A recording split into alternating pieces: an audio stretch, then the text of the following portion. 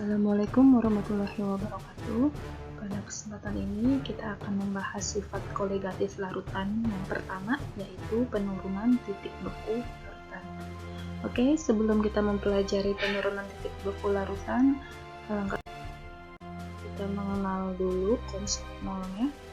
Konsep mol di sini merupakan konsep mol konsentrasi, ya. Selama ini kalian kenal kalau konsentrasi itu ada namanya molaritas, simbolnya M besar, itu mol per volume larutan.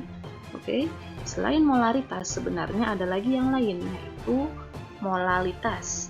Nah, molalitas ini simbolnya M kecil. Apa itu molalitas?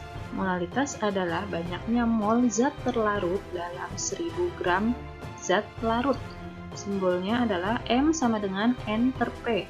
Ya, molaritas sama dengan mol per massa. Massanya massa pelarut. Nah, massa ini dalam satuan kilogram. Bagaimana jika kita menemukan soal tapi dalam satuan gram? Maka bisa dijabarkan rumusnya. Molalitas sama dengan massa per massa molar dikali 1000 per massa pelarut. Nah, massa pelarut yang ini sudah kondisi gram. Seperti biasa ya, ketika kilogram menjadi gram, maka ini ada 1000 per P. Kemudian kita lihat contoh soalnya. Sebanyak 30 gram urea CONH2 dua kali dengan MR 60 gram per mol dilarutkan ke dalam 100 gram air. Hitunglah molalitas larutan. Oke, kita lihat diketahui massa urea, ya, 30 gram massanya. Massa urea berarti massa zat terlarutnya. Kemudian diketahui pula MR. MR-nya adalah 60 gram per mol. Ya, dapat MR dari mana? Ingat, untuk menghitung MR itu adalah penjumlahan dari massa atom relatif dikali dengan banyaknya atom. Ya.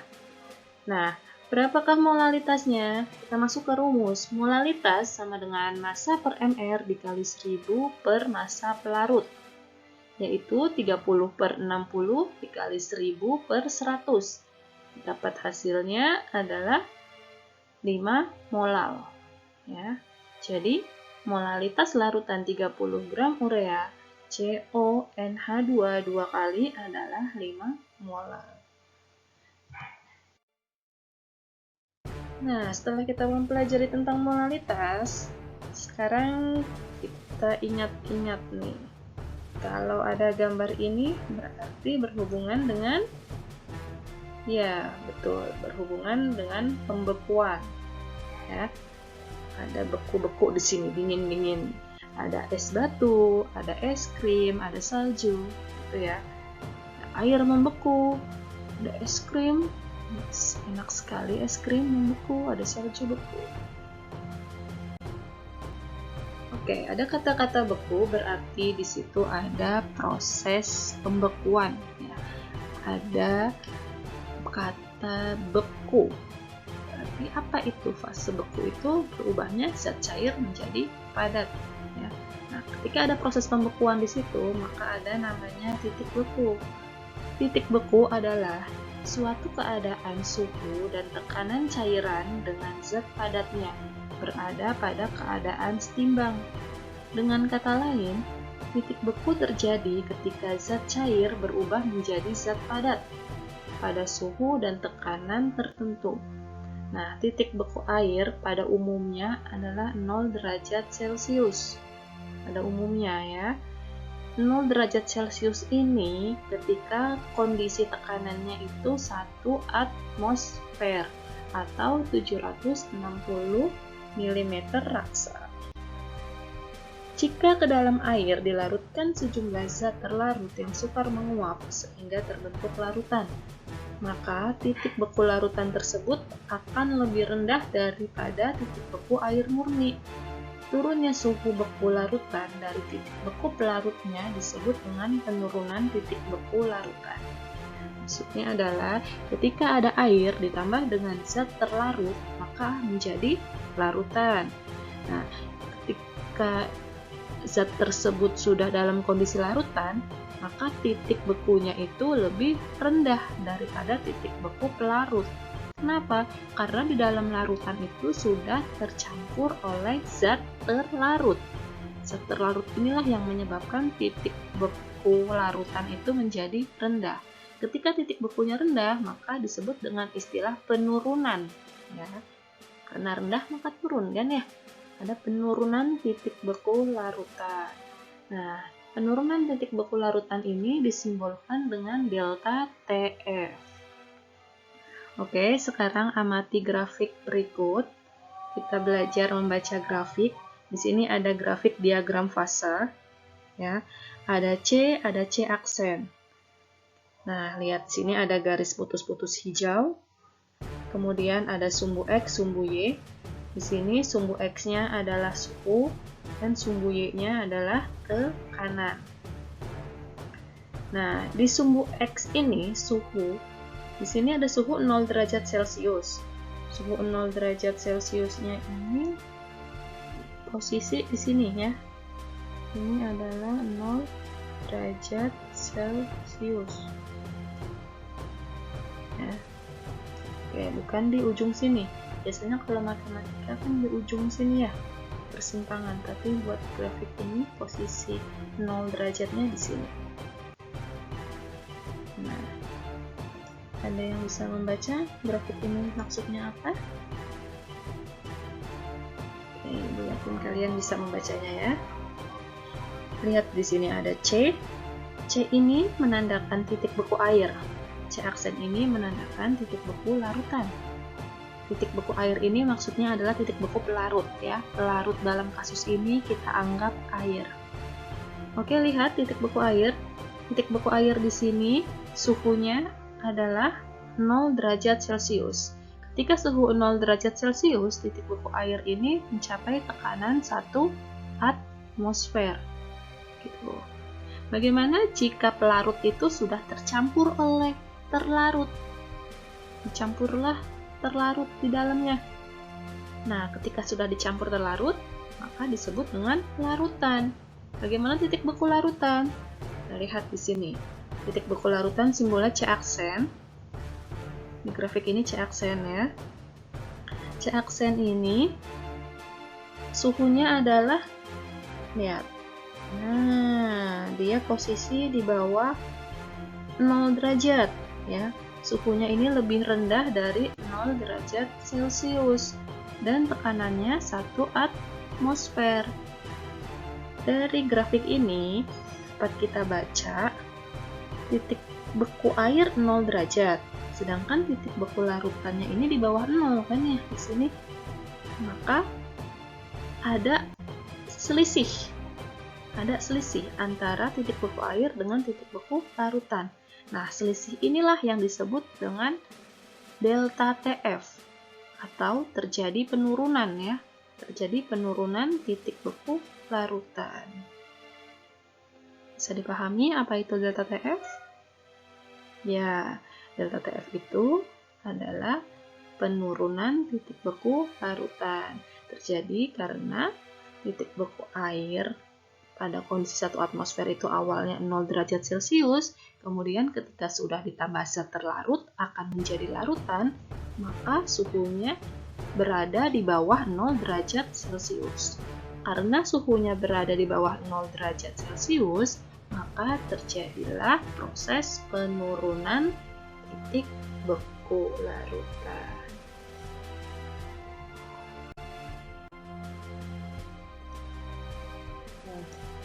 Lagi, mengapa es krim kocok itu bisa lembut? Kalian pernah makan es krim? Es krim itu kalau misalnya kita ingin membuatnya sendiri itu bisa dan sangat mudah. Makanya kalian siapkan plastik, kemudian masukkan susu di dalam plastik itu dan masukkan es, kemudian diikat plastiknya dan masukkan ke dalam kaleng. Di kaleng itu harus sudah ada es batu yang ditaburi garam, kemudian diguncang terus ya. Susu cair dalam plastik yang terendam es itu dapat membeku seiring proses pengguncangan. Jadi ketika diguncang-guncang terus, lama-lama menjadi beku. Nah, hal ini terjadi karena ada proses perpindahan kalor. Di sini ada konsep kalor, berarti berhubungan dengan termokimia. Ya. Ada proses perpindahan kalor dari susu cair ke campuran es batu, air, dan garam. Nah, temperatur normal campuran es dan air adalah 0 derajat Celcius. Sedangkan temperatur yang diperlukan untuk membekukan es krim yakni lebih kecil, yaitu -3 derajat Celcius. Untuk mencapai suhu tersebut perlu ditambah garam atau zat terlarut yang berfungsi untuk menurunkan titik beku larutannya. Selama proses ini memerlukan panas dari susu cair, sehingga susu cair memadat dan jadilah es krim. Oke, kita masuk ke perhitungan titik beku larutan. Di sini ada rumus penurunan titik beku larutan. Ya, rumus penurunan titik beku larutan ini simbolnya adalah delta TF, di mana delta TF sama dengan KF dikali M. KF ini merupakan ketetapan penurunan titik beku molal. Ya, jadi dia merupakan ketetapan zat pelarutnya.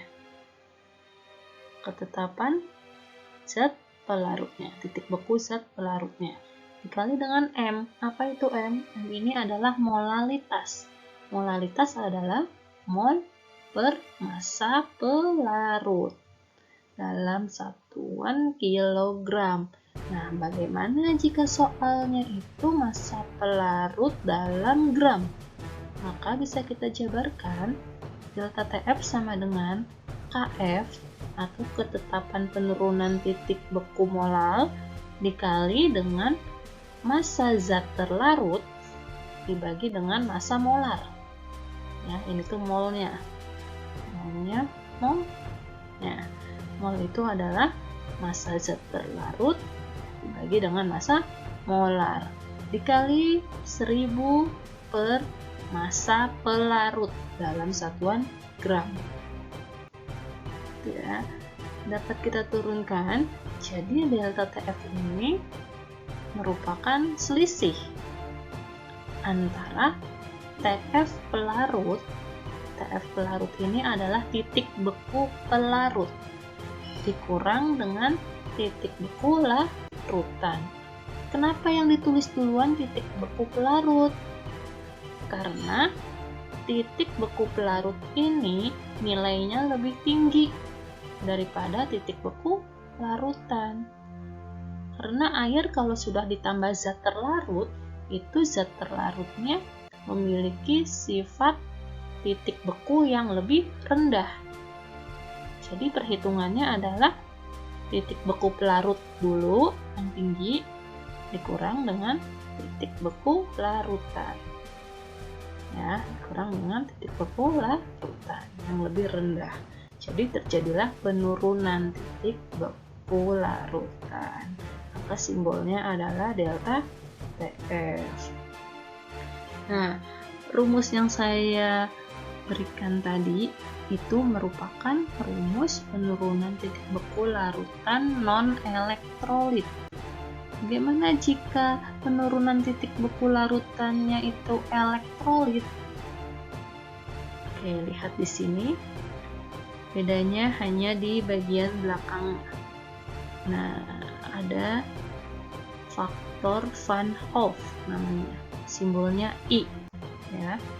Delta TF sama dengan KF dikali M dikali I. Ini khusus yang elektrolit. Apa itu I? I ini adalah faktor Van Hoff. Nah, faktor Van Hoff ini rumusnya adalah ini, 1 plus N-1 dikali alfa. Nah, ini rumus faktor Van Hoff. Apa itu alfa di sini? Alfa ini adalah derajat ionisasi. derajat ionisasi larutan elektrolit itu sama dengan 1. Oke, kemudian di sini ada N. Apa itu N? N ini merupakan jumlah ion. Jadi, yang namanya larutan elektrolit itu kan bisa terionisasi ya. Nah, kalau dia bisa terionisasi, maka dia memiliki jumlah ion. Contoh, apa larutan yang termasuk elektrolit? Contoh mudahnya adalah NaCl. Ya. Oke, NaCl. Ketika NaCl ini ditambah dengan air, maka fasenya larutan. Simbolnya aqueous. Oke. NaCl ini bisa terionisasi dalam air. Menjadi apa aja ion-ionnya? Menjadi Na plus tambah dengan Cl min, ya. Oke, perhatikan di sini. Di sini ada Na plus. Lihat, Na plus ini koefisiennya berapa? 1. Maka jumlah ion Na plus 1. Cl min koefisiennya berapa? 1. Maka jumlah ion dalam NaCl min itu 1. Jadi jumlah ion keseluruhan NaCl ada 2. Na plusnya 1, Cl minnya 1. Koefisiennya nih, angka yang di depan 1 kan? 1 tambah 1, 2. Maka N ini ketika bentuk larutannya adalah natrium klorida, jumlah ionnya bernilai 2. 2 dikurang 1. 1 dikali 1, 1. Ditambah 1, 2. Maka bisa disimpulkan untuk menentukan faktor Van Hoff ini bisa langsung menyebutkan jumlah ionnya. Kalau NaCl itu ionnya 2 jumlahnya, maka I-nya juga bisa langsung ditulis 2. Gitu. Ya, asal usulnya dari sini nih. 1 plus N-1 alfa. Nah, oke, kita masuk ke contoh soal. Di sini contoh soal adalah glukosa dengan MR 180 sebanyak 36 gram dilarutkan ke dalam air 500 gram air. Berarti di sini zat pelarutnya adalah air dan zat terlarutnya adalah glukosa. Jika tetapan penurunan titik beku molal atau Kf-nya itu adalah 1,86 derajat Celcius per molal, Kf-nya nih 1,86, maka tentukanlah penurunan titik beku larutannya. Oke, kita punya rumus penurunan titik beku larutan. Penurunannya delta ya. Delta Tf itu sama dengan Kf dikali M. Nah, ini larutannya apa? Elektrolit atau non-elektrolit? Oh, ternyata larutannya adalah non-elektrolit. Jadi cukup dituliskannya adalah delta Tf sama dengan Kf dikali M. Ya. Oke, kita masukkan angkanya langsung. Delta Tf sama dengan Kf. Kf-nya itu adalah 1,86 dikali mol per massa pelarut. Ya. 1,86 dikali 2 per 10 dikali 2. Dapat jawabannya adalah 0,744 derajat Celcius. Coba perhatikan di gambar ini. Dari gambar ini, mana yang termasuk air murni? Dan mana yang termasuk larutan? Lihat bedanya. Betul ya, ini adalah air murni atau pelarutnya. Lihat, partikel-partikelnya hanya ada H2O ini ya. Ada Ini yang putih H, dan O ini yang merah ya, H2O aja, air aja di sini. Berarti ini adalah spot koligatif larutnya saja. Kalau ini adalah gambar parutan ya, partikel parutan. Di sini ada H2O, ada air, dan di sini ada zat terlarutnya, maka dia sudah menjadi larut. Oke, cukup sekian penjelasan dari saya. Ini adalah materi. Ya, demikian materi penurunan sifat koligatif larutan berhubungan dengan penurunan titik beku. Kurang lebihnya mohon maaf. Wassalamualaikum warahmatullahi wabarakatuh. Jangan lupa, jika ada yang masih bingung, ingin ditanyakan, silakan tulis di kolom komentar.